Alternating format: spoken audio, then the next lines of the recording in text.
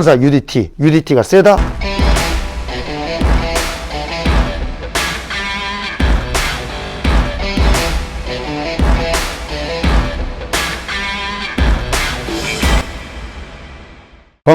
안녕하세요. ABC 코치입니다. 어제 강철부대 본방을 보신 분도 계시고 안 보신 분도 계실 테니까 안 보셨다고 하면 지금 본방을 보신 후에 이 영상을 시청해 주시기 바랍니다. UDT와 특전사의 대결에 대해서 이번 영상에서 한번 얘기를 해보려고 합니다. 전문적인 견해는요, 제가 UDT 특임대 출신의 우리 김성훈 중사랑 한번 얘기를 해볼 거고요. 제가 봤을 때 느낌, 이런 부분에 대해서 한번 얘기를 해보려고 합니다. 결과는 제가 예측했던 대로 UDT가 이기게 되었습니다. UDT가 이기게 돼서 제가 기분이 좋거나 이런 거는 전혀 없어요. 왜냐면 모든 팀을 저는 다 응원을 하기 때문에 어떤 팀이 떨어졌을 때의 그 상실감이라든지 부담감, 그리고 주변에서 쏟아지는 그런 맹목적인 비난이 될 수도 있고요. 이런 부분에 대한 압박이 굉장히 클 거라고 생각을 해서 지금 현재는 좀 특전사 팀이 괜한 그런 압박이라든지 악플, 비난, 이런 부분들이 행여라도 그 특전사 팀원들한테 피해가 갈까봐, 그리고 특전사라고 하는 이제 부대, 특수부대 전체에 피해가 갈까봐 이런 부분이 좀 걱정이 되는데요. 지금 이 영상을 보시는 제 시청자분들이나 구독자분들은 제발 그렇게 하지 말아 주십시오. 왜냐면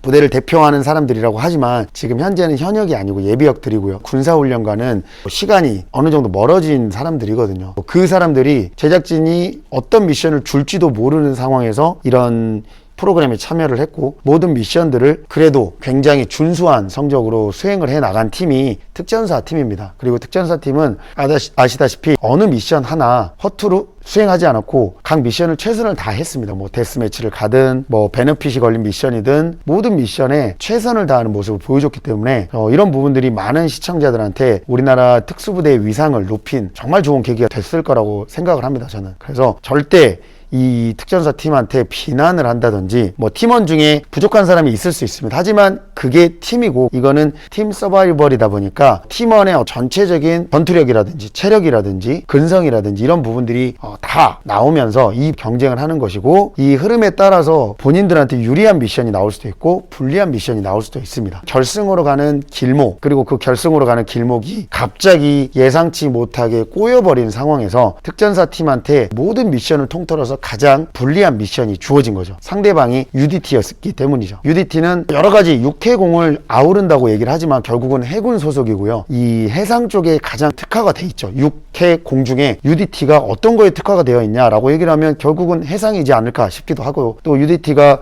그동안 벌여왔던 여러 가지 작전들, 아덴만 여명 작전이라든지 이런 작전들이 다 해상에서 주로 이루어진 작전들이었잖아요. 그리고 그런 작전들로 인해서 UDT가 유명해지게 된 계기가 되었고, 그 노하우를 사실은 특수전의 가장 광범위한 부분을 담당하고 있는 특전사가 해상에 특화된 UDT를 상대한다는 것 자체가 이미 어려운 형국이었습니다. 707 특임대 출신과 UDT 출신과의 어떤 가상 대결을 제가 이전에 영상에 얘기를 했었지만은 707 같은 경우는 우리나라의 대테러의 시작이라고 보시면 돼요. 원래 707에서 해상 대테러까지 다 전담을 하다가 UDT가 707에서 그 대테러 교육을 받았고, 그 다음에 결국은 이 707에서 해상 쪽은 UDT에 일임을 하기로 하는 그런 일련의 과정들이 있었고, UDT가 전담하기로 하고 나서 굉장히 많은 시간이 흘렀습니다. 당연히 707 같은 경우는 대테러에 특화된 팀이고 모든 분야의 대테러를 다 섭렵을 했지만, 어쨌든 지금 현재는 해상 쪽에 대테러를 담당하고 있는 팀은 UDT와 해양경찰특공대 이 두 팀이 유일하거든요. 그래서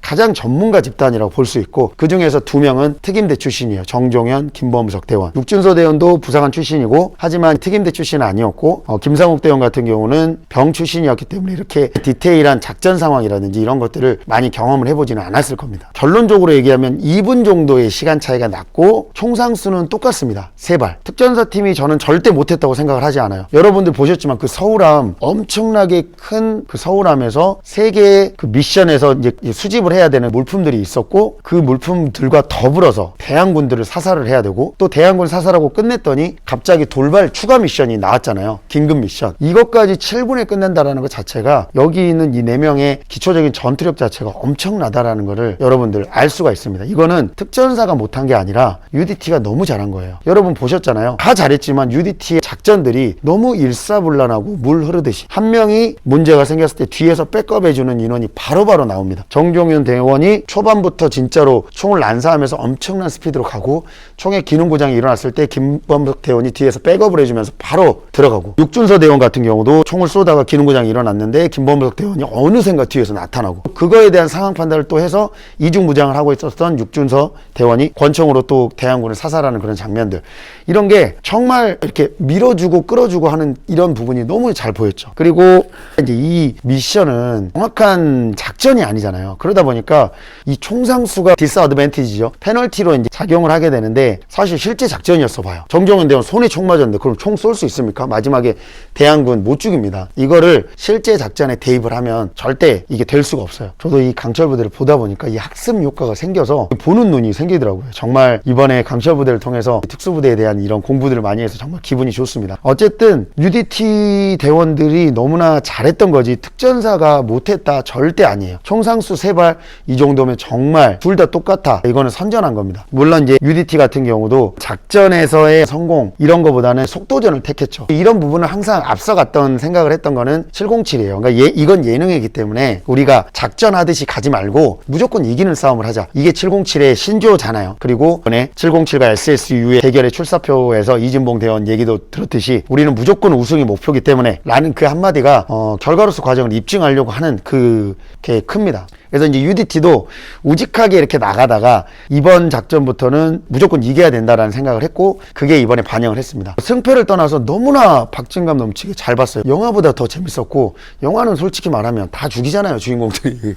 몇 명 안 되는 인원이 일당 100이에요. 근데 그런 상황을 가는 건 아니기 때문에 대원들이 실제로 그렇게 스피드에 신경 쓰니까 본인들이 총상을 입게 되고 페널티를 받게 되고 이런 모습이 여과 없이 나오면서 절대로 속도로 이 대테러 미션을 하면 안 된다라는 그런 교훈도 보여준 거죠. 너무나 재밌었고 저는 약간 소름 돋았던 부분이 마지막에 정종현 대원의 그 하드캐리. 와, 혼자 뛰어가더니 적 다 사살해버리고 거기서 먼저 빨리 가게 한 다음에 USB 찾으면서 호흡 좀 하고 마지막에 전력 질주하는 그 장면에서 와, 약간 소름이 돋았습니다. 어린 친구거든요. 정종현 대원이. 제가 얼마 전에 통화도 한번 했고 크로스핏 한 친구를 알고 있는데 와, 거기서의 그 상황 판단력이 엄청나더라고요. 아무튼 대단했습니다. UDT 정말 잘했고요. 특전사 얘기를 한 번 더 해보면 너무나 잘했습니다. 그리고 특전사는 저희한테 굉장한 대한민국 특수부대에 대한 신뢰감을 줬습니다. 국가대표급 특수부대 특전사 맞고요. 국가대표급 특수부대 UDT 맞습니다. 특전사 UDT가 세다? 특전사가 세다? 이런 거 없습니다. 그냥 똑같습니다. 각자 전담하는 분야가 다른 겁니다. 여러분들